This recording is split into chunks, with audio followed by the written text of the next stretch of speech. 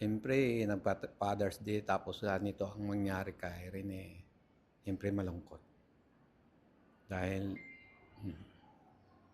magfa-Father's Day wala na siya. Yan nga, kalungkot. Masakit na masakit talaga. Sa mga tatay dyan, Happy Father's Day na lang. Sana ingatan niyo ang mga anak niyo. Bantan niyong maigi kung ano na ang ginagawa nila araw-araw.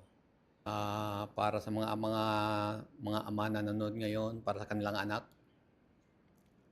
dapat yung anak niyo is number one, discipline, tawag doon, minuto palagi.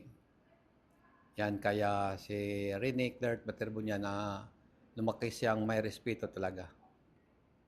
At saka inano namin talaga, inaaruga ng mabuti para maging mabuti rin siyang bata at magalang.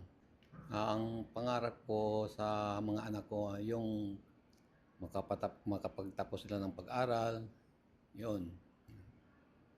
Silang lahat, kahit 7 silang lahat, itataguyod namin yung makapagtapos talaga sila ng pag-aral.